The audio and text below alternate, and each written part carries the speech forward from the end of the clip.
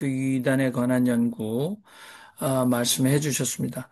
아마 예, 그 토론거리가 많을 거라고 생각이 예. 되네요. 자, 저 이단의 내용보다는 그 이단이 어떻게 그렇게 장사를 잘하나, 그게 궁금합니다. 어떻게 그렇게 영업을 잘하고 있나.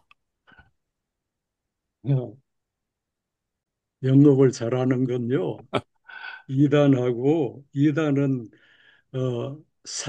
사교거든요. 그 성경에는 하이레시스 당파라는 뜻인데 그걸 이단으로 이제 번역했거든요. 그 이단 공자가 한 말이에요. 이단 사설, 사악한 가르침. 그러니까 이단은 한마디로 보면 종교 사기꾼입니다. 종교 사기꾼인데 그럼 사기 보는 게 뭐예요? 사기치는 거예요. 그 콜롬비아 사기쳐 가지고 몇 조씩 보잖아요. 그 사기꾼은요 몇 가지 특징이 있어요. 첫째는 사기꾼은 허우대가 멀쩡해요. 깨제제하면 사기 칠 수. 두 번째는 말이 그럴듯해요. 그다음에 사기꾼은 바람잡이가 있어요. 바람잡이는 저게 사기꾼인 줄 알아요. 그래도 온갖 충성을 다해요. 온갖 교묘한 방법을 다 동원해요. 돈이 되니까요. 그래서 그 사기꾼이 사라지지 않아요. 왜 사기 당할까요? 사기하는 거는 제일 쉽게 돈 벌 수 있기 때문에 사기를 쳐요. 그다음에 사기 당하는 사람도 훌륭하지 않아요. 인간의 불안감과 이기심, 욕심, 탐욕이 앞서면 판단이 어려져요. 그러니까 젊은이들이 직업은 없고 빚은 많고 자기가 삶이 불안하고 공포스러운데 저기 콜롬비아에 가요. 거기 가면은 뭐 한 달에 1,000만 원 준다. 캄보디아. 캄보디아 죄송해요. 캄보디아. 그러니까 판단이 흐려지는 거예요. 욕심이 앞섰어. 그러니까 지금 또 사기에 당하는 사람이 그렇게 많아요. 그리고 기본적인 상식이 없거나 보이스피싱 당하는 사람들은요, 기본적인 상식이 없거나 판단 능력이 없거나 욕심이 앞서거나 그렇거든요. 이게 이단은 종교 사기꾼이라 그랬잖아요. 그런데 사기꾼들은 사기죄에 해당돼서 발각이 되면은 벌을 받아요. 그런데 종교 사기는요, 벌도 안 받아요. 음, 여러분, 신천지에서 이만주가 재림 예수라 그래서 법적으로 아무 제재를 안 받아요. 통일교회는요, 전 재산 환원식을 해요. 그래도 그 교리예요. 10의 3조를 해요. 그 다음에 축복 결혼식 할 때 뭐 몇백만 원씩 내야 돼요. 그건 교리예요, 교리. 그래서 합법적으로 사기칠 수 있는 유일한 방법이 교주가 되는 거예요. 그러니까 제가 이단 연구하면서 느끼는 건요. 인간이 참 사악해요. 자기가 하나님이래요. 재림 예수래요. 하나님을 속이는 거잖아요. 사악하지 않으면 그렇게 주장할 수 없는 거예요. 그다음 인간이 어리석어요. 그걸 추종해요. 전 재산을 갖다 바쳐요. 왜 그럴까요? 비판적인 사고가 상식적인 판단 못하기 때문에. 그다음 욕심이 앞서기 때문에. 아까 제가 얘기했잖아요. 이단들은 구원론과 교회론을 허물어 버려요. 당신 교회 30년 다녀도 예수 믿어가지고 구원 못 받는다. 그걸 집요하게 가르쳐요. 아까 제가 신천지 그 신학원 공부하는 자료를 보여줬잖아요. 여러분, 교회가 그렇게 아름다운 PPT 만들어가지고 교육시키나요? 교육할 때도 바람잡이가 있어요. 그래서 그 교육할 때 어떤 거 뭐 신천지 교리 가르치면 옆에 바람잡이가 아멘, 할렐루야. 내가 왜 이걸 몰랐지? 그렇게 속일 수 있는 온갖 수단과 방법을 강구하는 바람잡이를 고용해요. 그래서 그 사람들은 다단계 회사보다 더 정밀하고 또 개개인을 교수님, 예, 맞추는 아니, 응급 지금 전략을 말씀하시는 거는 예, 거의 응급 일반인들에게 전략을 하는 이 만들었어요. 얘기고요. 예, 상당히 저희가 생각하는 거와 지금, 기대에 어긋나는 못 미치는 얘기를 하십니다. 그건 일반인들에게 그냥, 계몽적으로 하는 얘기고 여기는 그런 얘기 하는 자리가 아닙니다. 솔직히 예. 말씀드려서. 그리고 여기 오늘 헬리키 목사님이 아직 안 오셔서 다행인데 교수님은 단도직입적으로 말해서 이단에 대해 체험이 없으신 것 같아요. 여기 이단에 소위 말하는 목숨을 걸었던 사람들도 있습니다. 한마디로 말씀드리면 저는 JMS 오랜 동안 멘토링을 했어요. 그런데 물론 교단이 결과적으로 커졌을 때 그런 문제가 생기지만 저는 JMS에 인볼브했던 사람들은 무조건 신뢰를 합니다. 그 신실함과 진실함에 대해서. 그 정도입니다. 너무 네, 일반적인 얘기를 여기서 그러니까 하시면 곤란합니다. 아니 저 뭐 그렇게 얘기를 하시면 곤란하고요. 질문을 그렇게 하셨어요. 이단은 어떻게 해서 그렇게 돈을 많이 버느냐. 그런 질문을 하셔서 사기꾼이고 사기당하는 사람이 많아서 그렇다는 걸 설명하는 거예요. 제 질문은 그냥 유머로 한 겁니다. 그렇게, 유머 이 중요한 시간을 왜 유머를 하십니까? 중요한 시간에 제가 설명하는 걸 비판했잖아요. 비판이 이 아니죠. 똑같은 거에 이단에 빠지는 사람이나 예를 들면은 정치적으로 특정 이념에 빠지는 사람이나 기본적으로 상식적인 판단, 자기 객관화 이런 게 잘 안 되는 사람들이에요. 그 사람들이 신실할 수 있어요. 진실할 수 있어요. 네, 호일 교수님, 그래도 지금, 아니 그러니까 그 얘기를 하시니까 제가 이단 연구한 이유 중에 하나는 제 가까운 친척이 이단에 빠졌고요. 그래서 평생 그 가정이 어려움을 당했어요.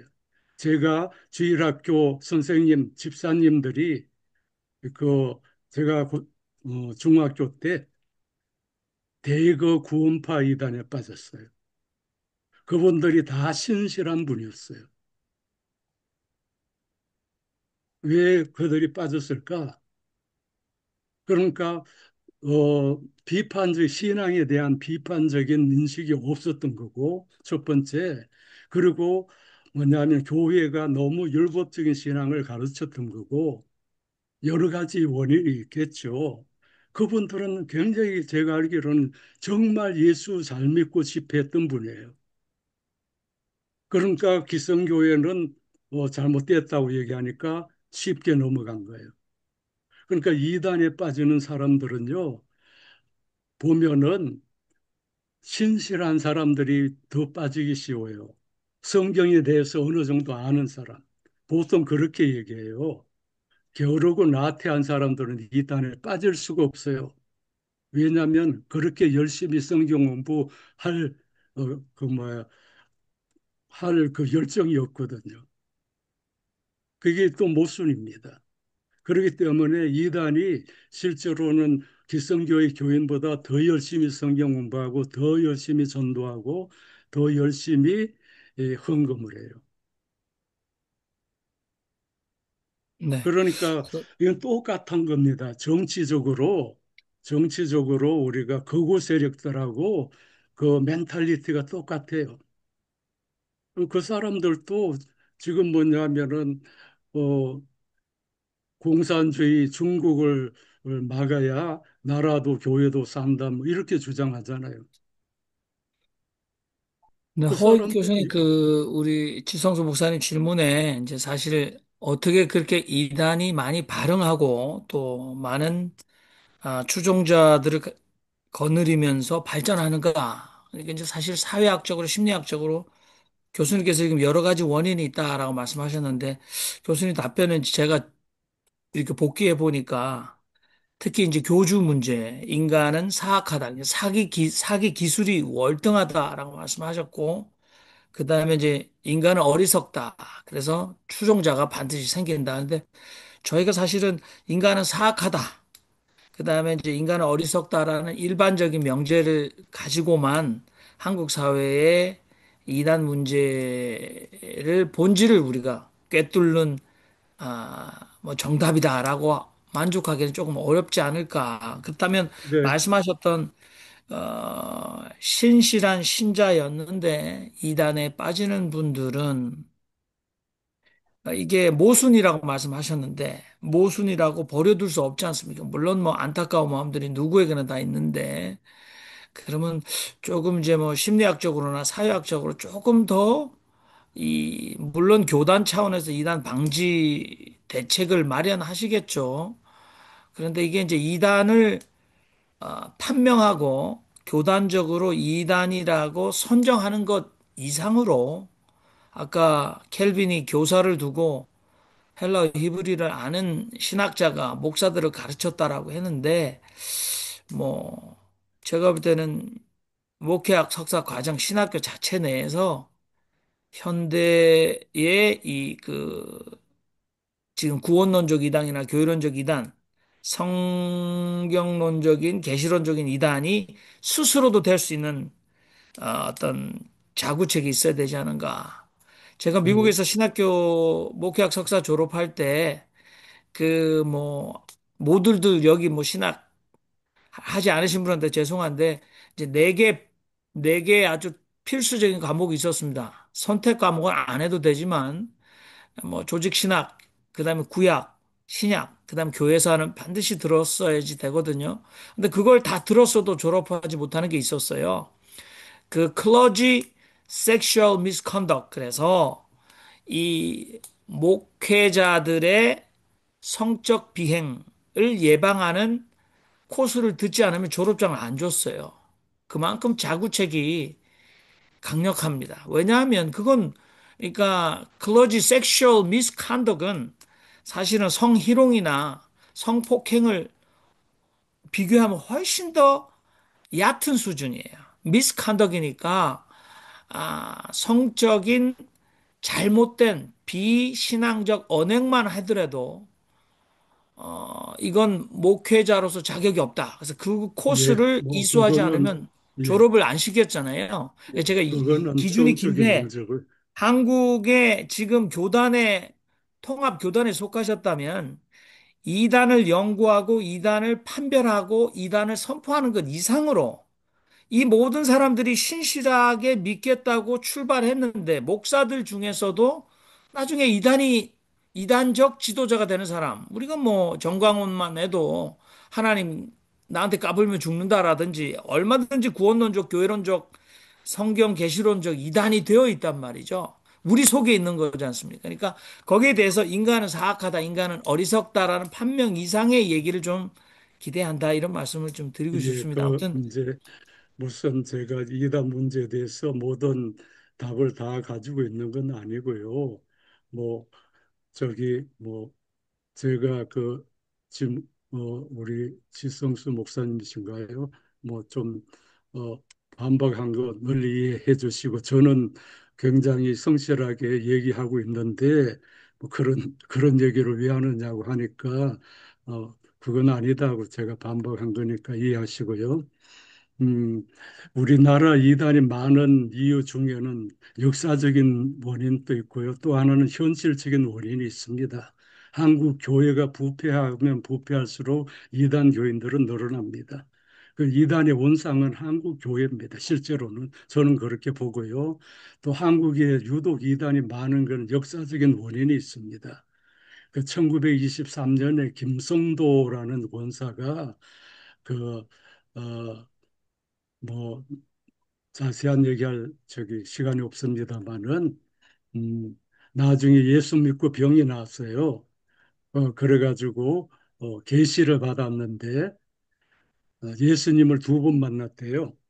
그래서 예수님하고 면담하고 계시받은 내용을 30cm, 2m 그큰 이제 무슨 종이에다가 12장인가 20장이라고 적었대요. 적어놨대요. 계시받은 걸.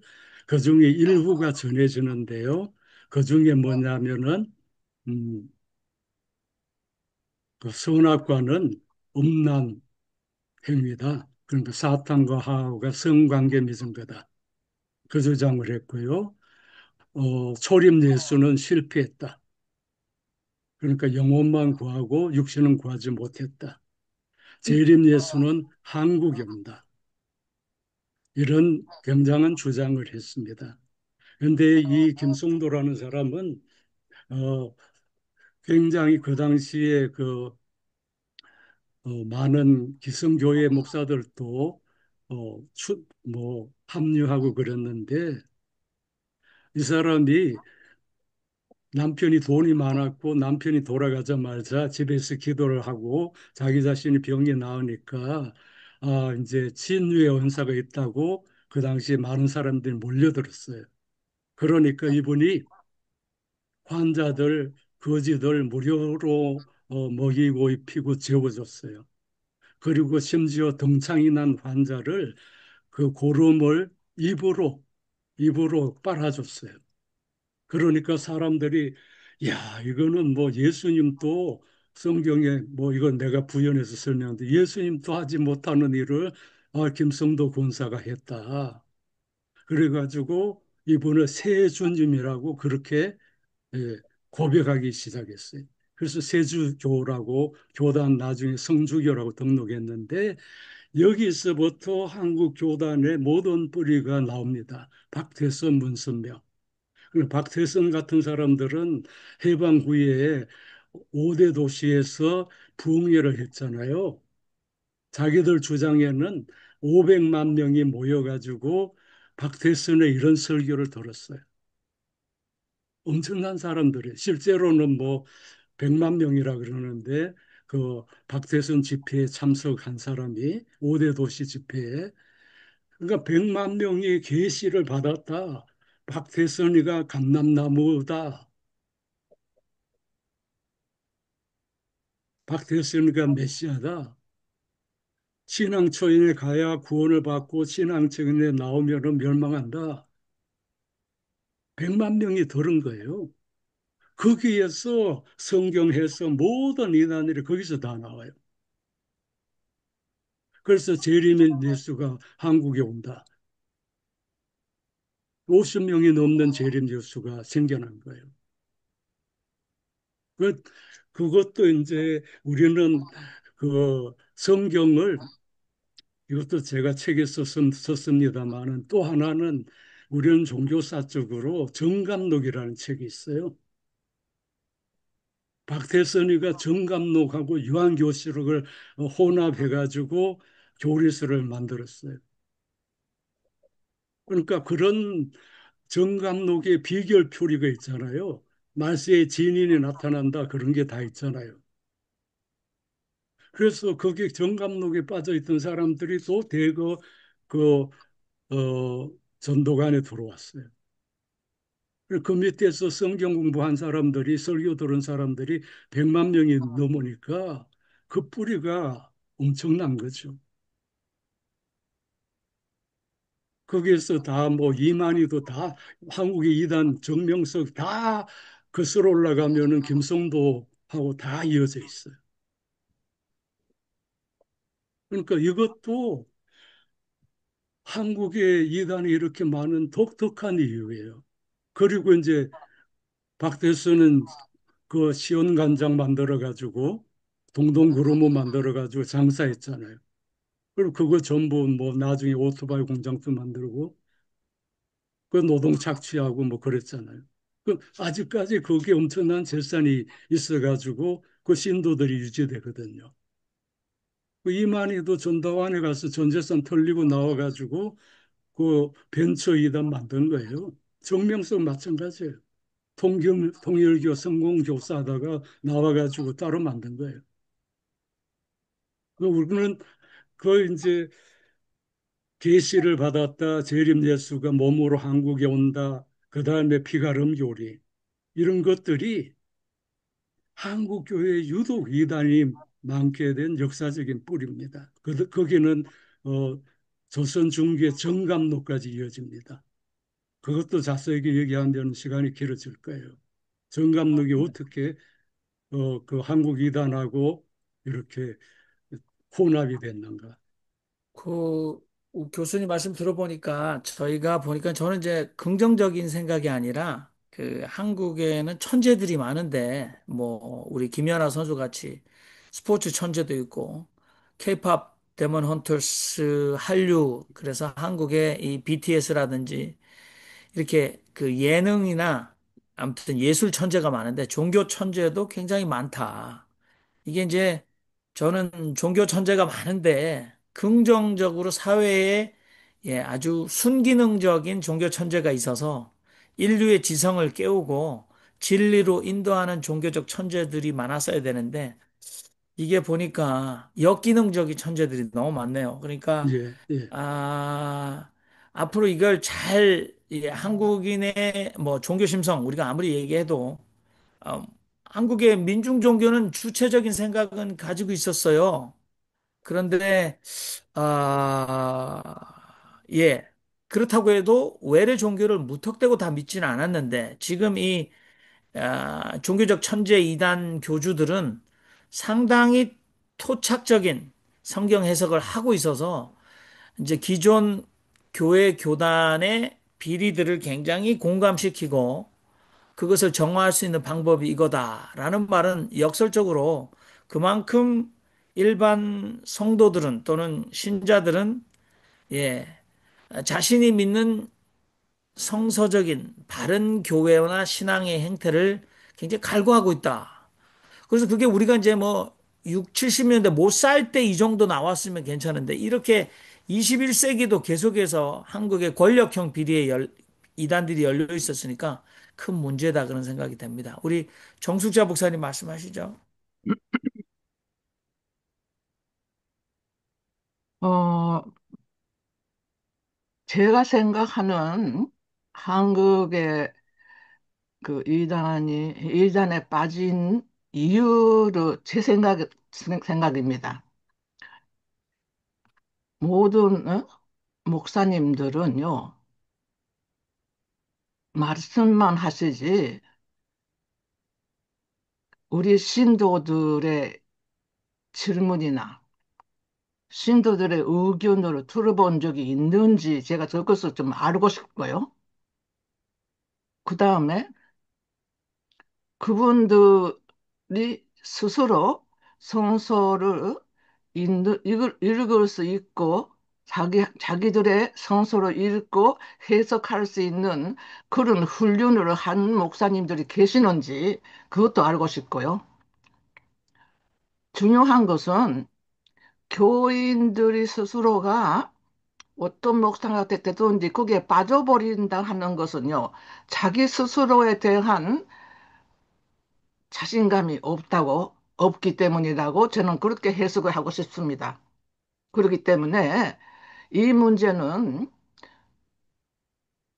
누가 잘하고 못하고 그런 것이 아니라 한국의 목사의 세계가 바뀌지 않으면 절대 해결할 수가 없는 문제가 아닌가. 이거는 제 의견입니다. 네, 감사합니다. 굉장히 공감 가는 지적이신 것 같아요. 우리 김성복 목사님 뭐 마이크 켜 계시기 때문에 한번 말씀 드리는데 하실 말씀 있으신지. 예. 그, 김성복 목사님. 예, 오늘, 어, 한국 이단, 얘기인데, 저는 그 예당 통합 측에서, 어, 한번 이단으로 결정된 사안이 뒤집힌 적이 있더라고요. 어, 그런데 그 이단으로 규정했다가 이단이 아니다라고 뒤집은 선언을 했는데, 그거를 또 은퇴하신 목사님들이 와가지고 압력을 가하니까는 다시 또 그걸 또 뒤집었어요. 그거 혹시 허 교수님 아시는지? 예, 제가 뭐 통합적 얘기해서 죄송합니다만은 음, 이단 연구하다 보니까 이단 주변에는 이단 등쳐먹는 삼단들이 있어요. 이단 돈 받고 이단 해제해 주거나 이단 결의를 하지 않거나 그런 사람 많이 있습니다. 그리고 어, 이대위가 통합적 이대위 제가 그만둔 이유도 정치적인 영향력이 너무 많이 개입되더라고요. 그래서 순수하게 이단 연구할 수 있는 상황이 아니어서 그만뒀거든요. 그러니까 한국 교회 그 한국 사회에 이단이 많아지는 이유는 이단들의 불법 비리들을 어, 경찰이나 검찰이 제대로 단속하지 않았어요. 그게 지금 이단들은 비리가 많기 때문에 전부 정치권하고 야합해가지고 비리를 다 덮어왔거든요. 그러니까 그것도 어, 정치적으로 더 민주화돼야 이단이 불법하면은 이단이 무조건 그걸 처벌해야 되는데 이단이 그동안은 권력과 무슨 돈으로 그걸 다 무마했던 게 있고요. 지금도 마찬가지입니다. 통합 측에서 그 정광훈 같은 사람 이번에도 이단 규정 안 했거든요. 또 미뤘거든요. 그게 다 정치적이나 뭐 외압 때문에 그렇다고 저는 봐요. 그러니까 이단께 뭐 말씀하신 것처럼 한국 교회가 이단이 이렇게 많은 것은 제가 처음에도 얘기했지만 한국 교회 토양이 이단이 자라기에 너무 좋은 토양을 목사들이 그동안 만들어 온 겁니다. 저는 그렇게 봅니다. 네. 목사님들이 함부로 계시받았다고 얘기하고 함부로 헌금 강요하고 뭐 예수 천당 불신 지옥 이런 얘기만 계속하고 무조건 순종하라 그러고 그런 개인구원적인 차원 그러니까 성서를 뭐냐면은 음, 몰라도 저는 너무 모르고 성서를 깊이 있게 가르치지 못하고 그냥 예수 믿으면 복 받는다 그런 수준만 맨날 반복해요. 설교를 들어보면은 그러니까 구원에 대한 확신도 없고 구원관과 교회관도 확실히 심어주지 못한 거예요. 그러니까 구원관도 흘리고 흔들리고 교회관도 흔들리는 거죠. 그런 사람들이 이제 이단에 쉽게 빠지는 거죠. 왜 뭐 안타깝기는 하지만 현실이 그렇다는 거죠. 네.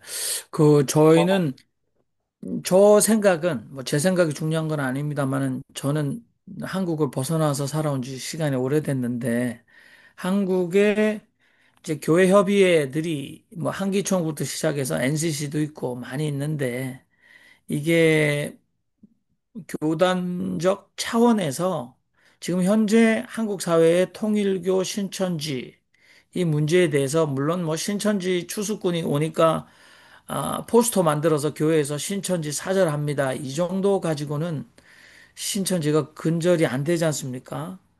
그러니까 이게 공동 대책이 교단별로가 아니라 있어야 되지 않을까. 근데 그건 물론 뭐 공식적인 기구가 할 수 있는 것도 한계가 있겠지만 굉장히 심각하게 왜냐하면 지금 뭐 정치권과 이 정경유착으로 우리가 지금 보고 있는 것들을 보면서 이런 거죠. 지금 캄보디아 말씀하셨는데 인간이 어리석어서 이 젊은이들이 캄보디아에 한 달에 1,000만 원을 벌 수 있다고 간 건가? 뭐 그렇게 보도가 나오니까 그런 어리석은 군대까지 갔다 오고 대학생인데 있나 보다라고 얘기하지만 한국의 젊은 세대가 한국 사회 안에서 뭐 3포 세대, 5포 세대 헬지옥에서 이게 한 번 미끄러져서 실패하면 영원히 루저가 되니까. 아까도 뭐 빚더미 말씀하셨잖아요. 그러니까 이 아이들에게 사실 어쩔 수 없는 돌파구가 캄보디아라는 막다른 선택이다. 예, 거기 가서 분명히 보이스피싱에서 불법으로 돈을 버는 걸 알고라도 나는 그렇게라도 내가 갇힌 이 덫에서 탈출을 할 수밖에 없겠다라는 선택을 한 거 아니겠는가.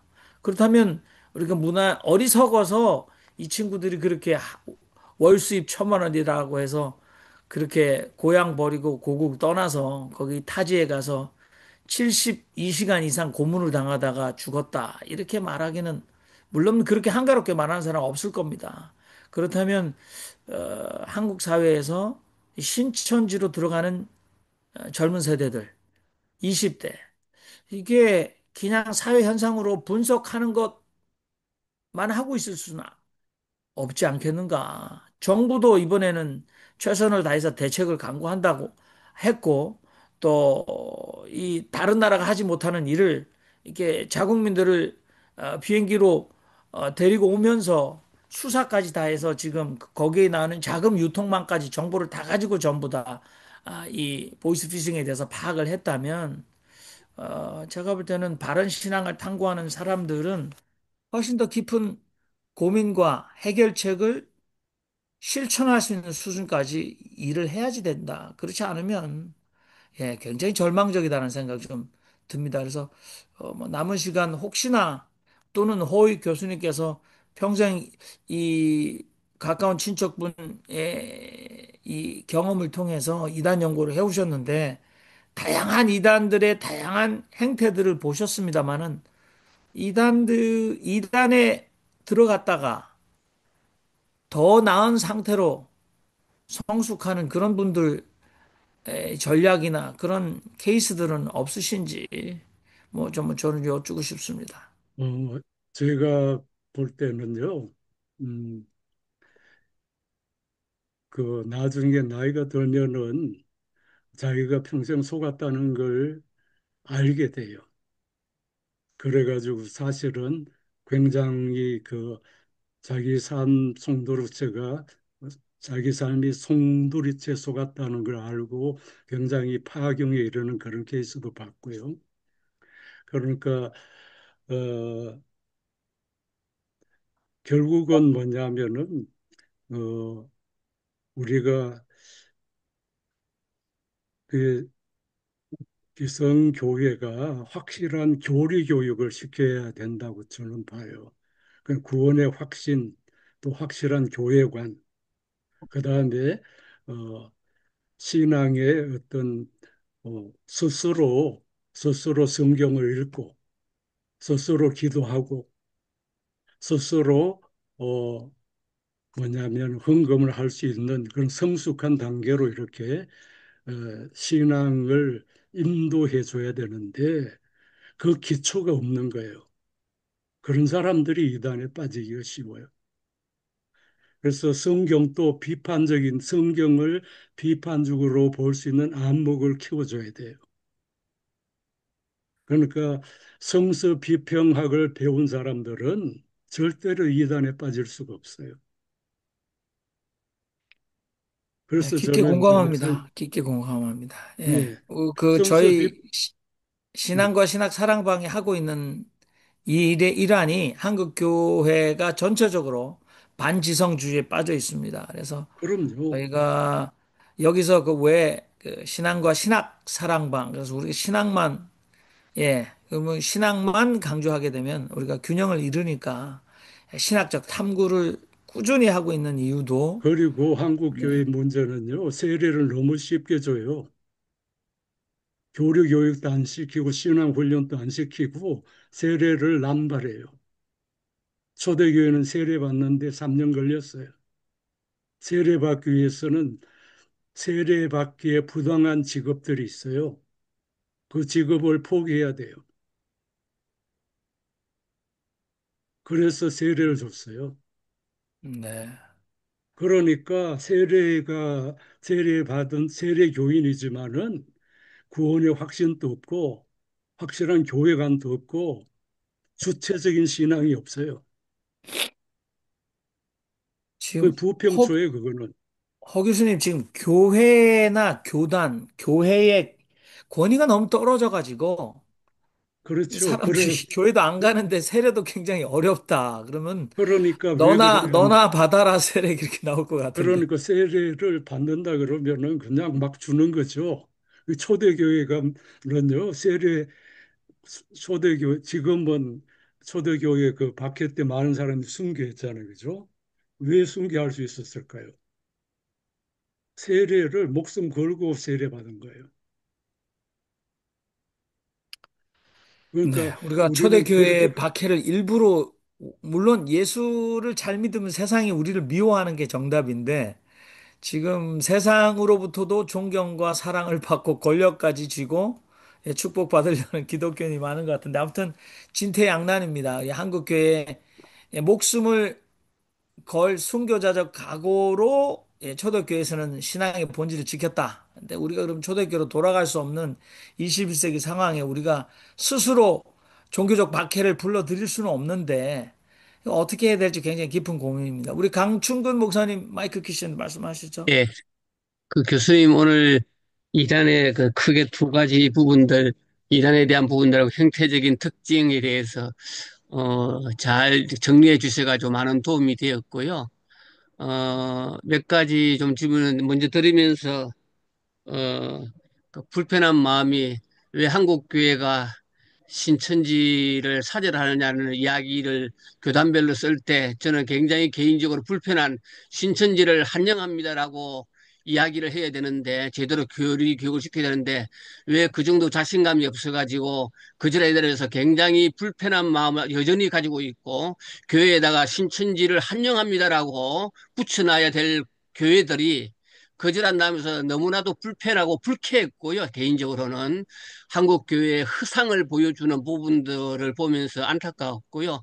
두 번째로 제가 드릴 수 있는 질문에 대한 것들은 이런 내용을 이단에 대한 부분들이 있는데 앞에서 이야기한 다양성의 문제도 있고 그랬을 경우에 교단별로 이 이단에 대한 정통성에 대한 교리를 이야기하고 있지만은 한국 교회 양상을 놓고 보았을 때는 이 스펙트럼이 너무 다양하고 통합책도 있지만은 동일한 정통성의 교리라고 이야기하면서도 불구하고 거기에 대해서 그 기준들이 고무줄처럼 이렇게 드러났다. 물론 정치적인 것들이 많이 너무 개입돼 가지고 차마 말로 표현하기 어려울 정도의 그런 이단의 기준들을 힘든데 그런 가운데 있어서 정말로 그 어디까지 여기서 뭐 하면은 대충 구원론이나 인간론이나 기독론, 성경론, 종말론 요 정도 뭐 교수님 말씀해 주신 것처럼 있는데 어디까지 양보를 하고 어디까지 이야기를 해야 되는지 교단에서 이 이단을 저는 이단이라는 용어를 기본적으로 잘 사용을 하지 않는 입장에 있고요. 왜냐하면은 이단을 함부로 말한다는 것 자체가 이단이 될 수도 있기 때문에 굉장히 조심스러운데 교수님이 보셨을 때 교단별로 보았을 때 그 스펙트럼을 어디까지 좀 보아야 되는지를 말씀해 주시면 좋겠습니다. 그걸 아까 제가 그 WCC 헌장을 얘기했잖아요. 그 일치의 공동분모. 예? 그 뭐냐면은 최소한 이 네 가지 신앙은 일치해야 된다. 그래야 세계 교회 협의회의 멤버가 될 수 있다. 그러니까 가장 큰 그 교회 지도자들이 모여가지고 그 정한 거거든요. 처음에는 48년에는 베드로의 신앙 고백만 얘기했어요. 당신은 그리스도시요 살아계신 하나님의 아들이다. 그러니까 이것만 고백하면 다 기독교인으로 하자. 그런데 문제가 제기됐어요. 그래가지고 7년 동안 다시 연구해가지고 61년에 헌장 1조를 만든 게 아까 그 내용이거든. 그게 기준이에요.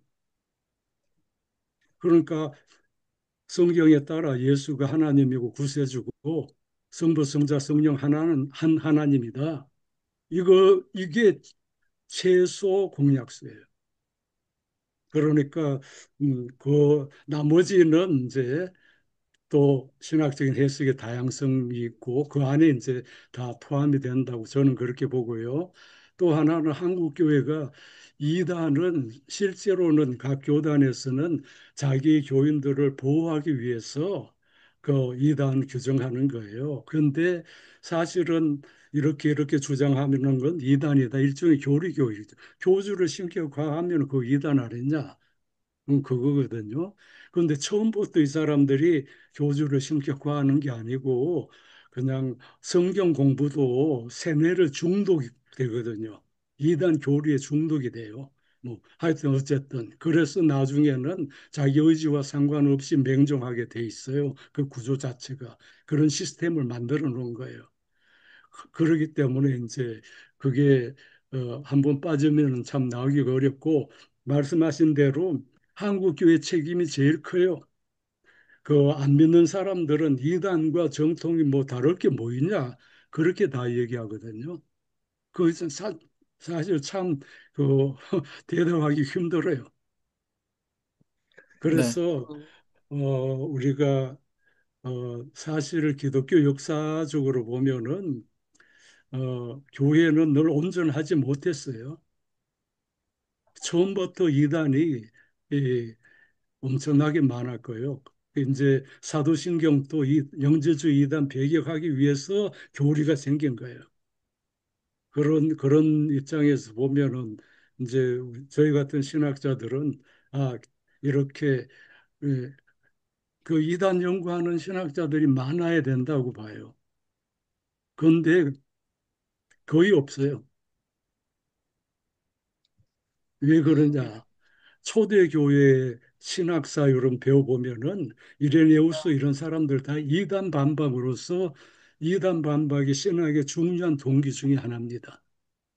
그러면은 1세기 이단 연구하는 게 아니라 1세기 이단 연구해가지고 우리 시대 이단이 뭔지도 연구해야 되거든요.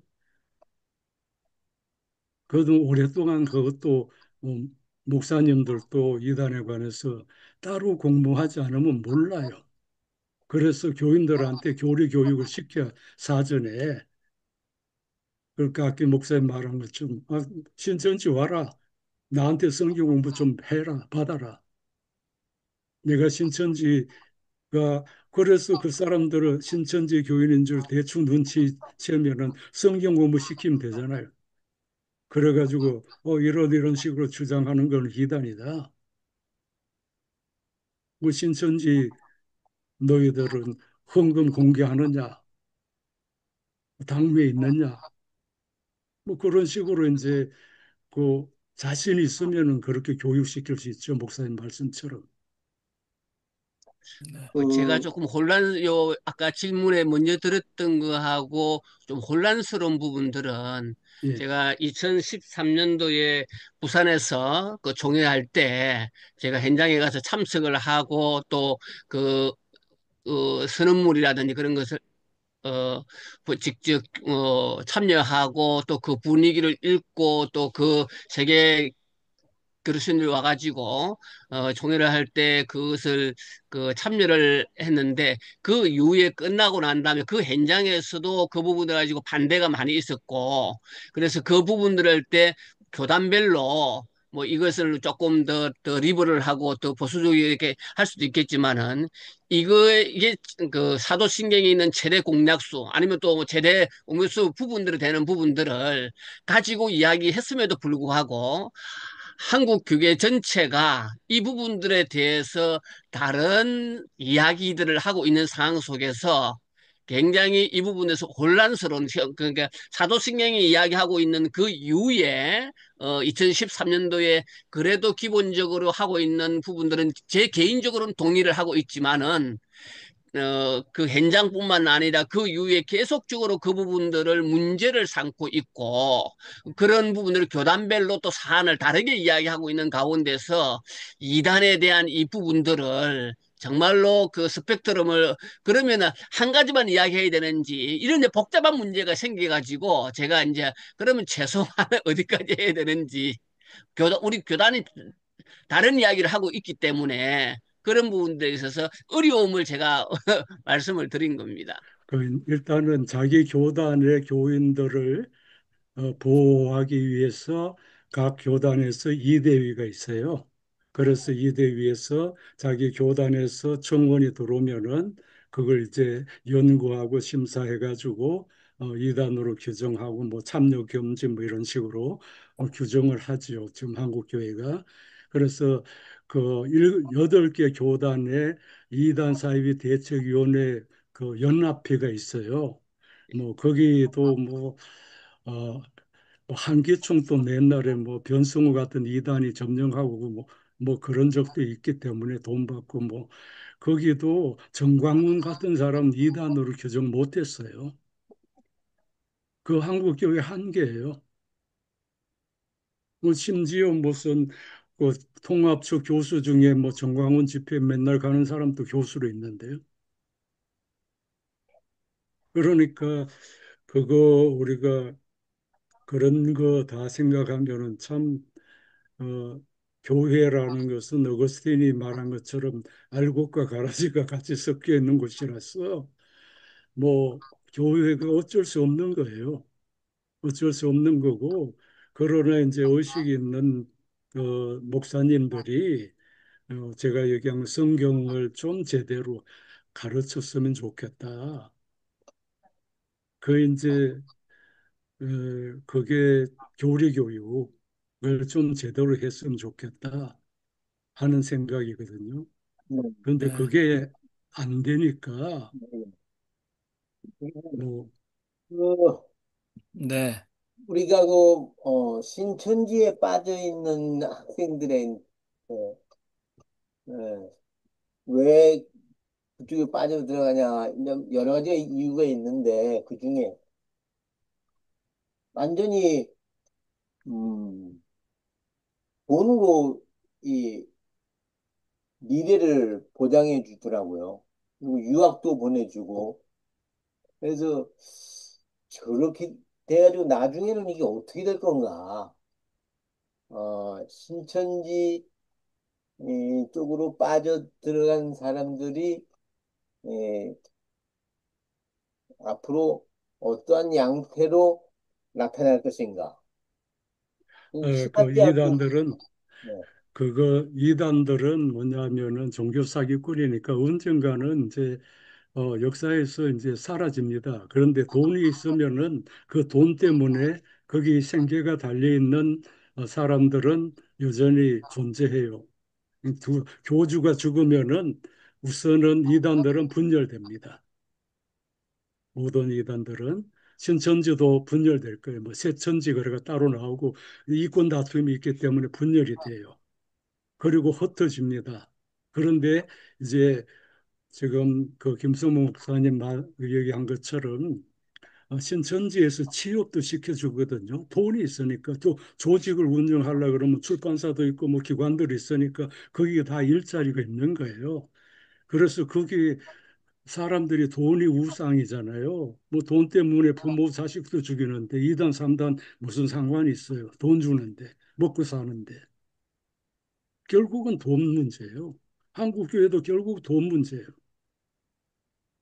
그렇기 때문에 이제 음, 그 교인들 많이 끌어모아 가지고 헌금 많으면은 그 조직이 이제 커지고 조직이 관리가 되고 뭐 그런 것 조폭하고 똑같은 거예요.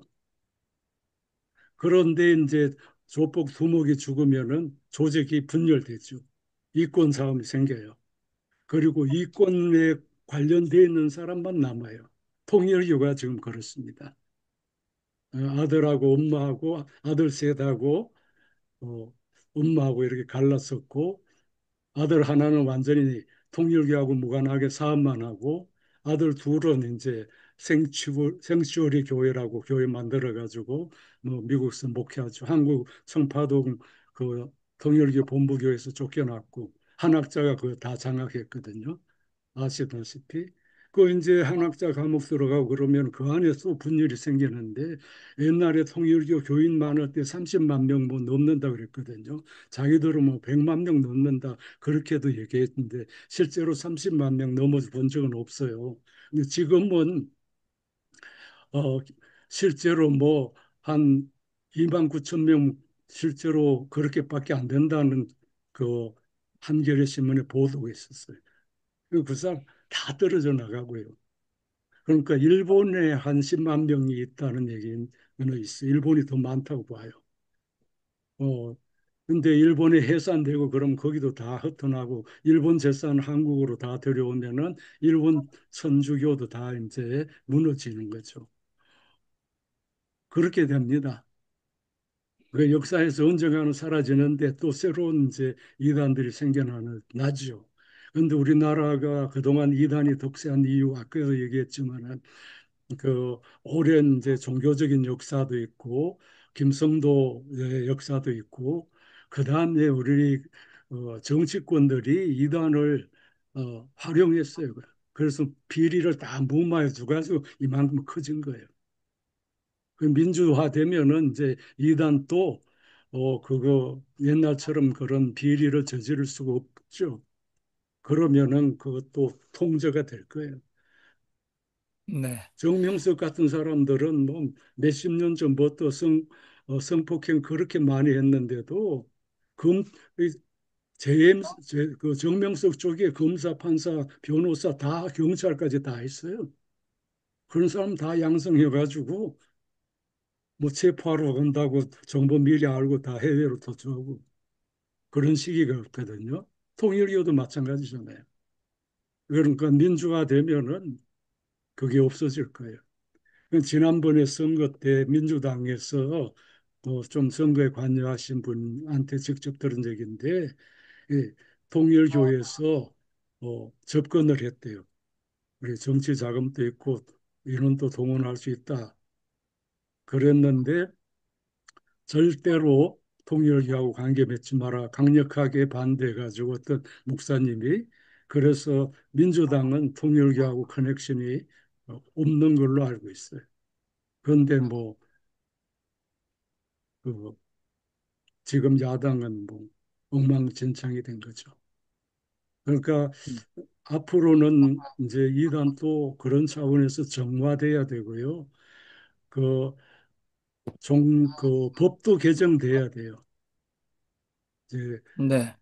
허희 교수님, 종교보호부. 방금 하셨던 말씀 좀 나중에 강연하실 때 지금 신천지, 그다음에 그 통일교 곧 와야 되고 역사에서 사라진다. 예, 넷플릭스에 아주 고맙습니다. JSM인가요?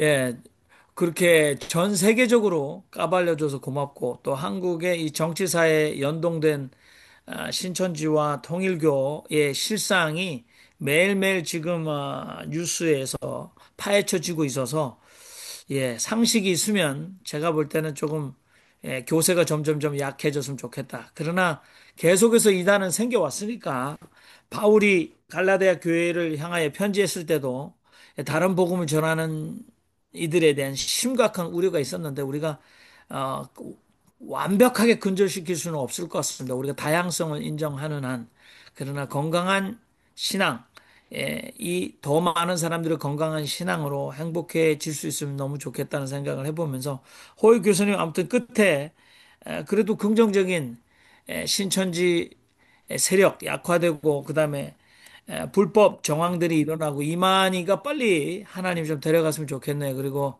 한학자도 지금 굉장히 그 휠체어 타고 다니는데 빨리 그렇게 좋은 남편 곁으로 빨리 돌아가는 게 좋을 것 같다. 예, 교세가 점점점 약해졌으면 좋겠는데 아무튼 그거는 우리가 아주 긍정적인 면이 되는 생각입니다. 오늘 우리 전 그 통합 이단 대책위원회 위원이셨던 호익 교수님께서 오셔서 기독교 이단에 관한 연구 좋은 강연 해주셨고 또 예, 우리가 제가 골치 아픈 만큼 예, 심각한 토론을 했는데 그래도 결론 부분에 대해서는 계속해서 이단에 대해서 연구하고 하다못해 넷플릭스만큼은 우리가 실상을 좀 계속 파헤치고 하다못해 한국의 언론만큼은 이단의 실상을 좀 파헤쳐서 폐해가 우리의 선한 이웃들이 좀 입지 않았으면 좋겠다는 생각을 해봅니다. 호요 교수님 오늘 오셔서 강연해 예, 주셔서 너무 제가 감사합니다. 그 예, 마무리로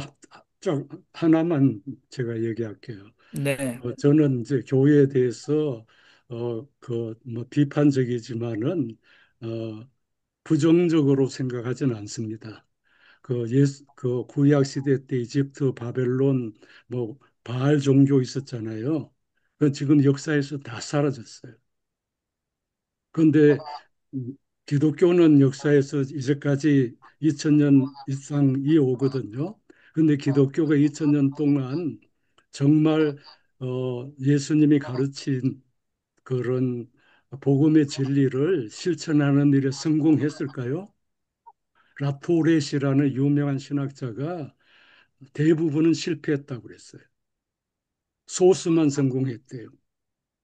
그러나 기독교는 그 자체가 복음이 진리이기 때문에 이웃을 사랑하고 정의를 실천하고 그 다음에 약자를 배려하고 노예 제도를 없애라, 가난한 자를 없애라 하는 복음의 진리 때문에 그 진리를 믿는 소수의 사람 때문에 교회가 2000년 동안 지켜온 거예요. 다수는 실패했지만. 그래서 지금 또 그 소수들 때문에 여러분 같은 소수 때문에 복음의 진리 자체이기 때문에 나는 생명이 있다고 그렇게 봅니다. 그 이단은 아무리 세력이 강해도 그 거짓이기 때문에 언젠가는 사라지는 거예요.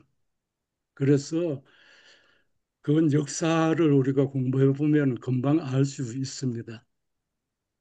그리고 전도관 또 박태선이가 해방 직후에 100만 명을 모여가지고 전도 집회했는데 지금은요 그 재산 지키는 소수만 남아 있어요.